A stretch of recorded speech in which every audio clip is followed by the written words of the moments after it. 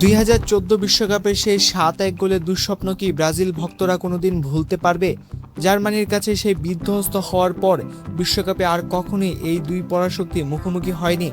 কারণ জার্মানি গত দুই বিশ্বকাপে গ্রুপ পর্ব থেকে বিদায় নিয়েছিল, কিন্তু এবার 2026 বিশ্বকাপে আবারও তৈরি হয়েছে জার্মানি বনাম ব্রাজিল মহারণের এক দুর্দান্ত সমীকরণ।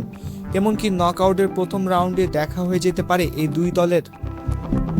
হ্যাঁ, আপনি ঠিকই শুনছেন, ফুটবল প্রেমীদের জন্য সবচেয়ে বড় ধামাকাটা অপেক্ষা করছে এবারে বিশ্বকাপের রাউন্ড অফ 32-এই।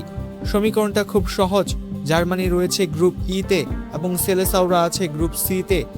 নকআউটের নিয়ম অনুযায়ী জার্মানি যদি তাদের গ্রুপে চ্যাম্পিয়ন হয় আর ব্রাজিল যদি নিজেদের গ্রুপে দুর্ভাগ্যবশত তৃতীয় স্থান অর্জন করে সেরা 4 তৃতীয় দলের একটি হয়ে নকআউটে ওঠে, তবেই প্রথম রাউন্ডে দেখা হয়ে যাবে এই দুই চিরপ্রতিদ্বন্দ্বীর।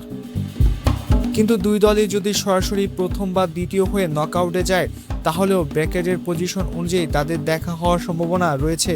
ব্রাজিল যদি গ্রুপ সি এর রানার্স আপ হয় এবং জার্মানি যদি গ্রুপ ই এর রানার্স আপ হয়, তবে তারা নিজ নিজ ম্যাচ জিততে থাকলে টুর্নামেন্টের মাঝপথে অর্থাৎ কোয়ার্টার ফাইনাল বা সেমিফাইনাল দিকে এগিয়ে যাওয়ার পথে মুখোমুখি হতে পারে।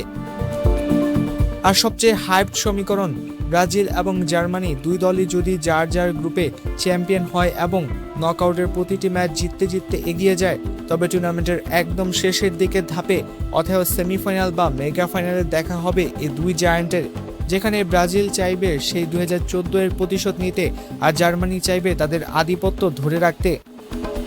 সংক্ষেপে বলতে গেলে সবচেয়ে দ্রুত জার্মানি ব্রাজিল মহারণ দেখার সুযোগ রয়েছে রাউন্ড অফ 32-এই। আপনার কি মনে হয়, এবার কি ব্রাজিল পারবে জার্মানিকে হারিয়ে 2014 এর প্রতিশোধ নিতে, নাকি জার্মানি আবারও দেখাবে তাদের পাওয়ার ফুটবল? আপনার মতামত জলদি কমেন্ট করে জানান।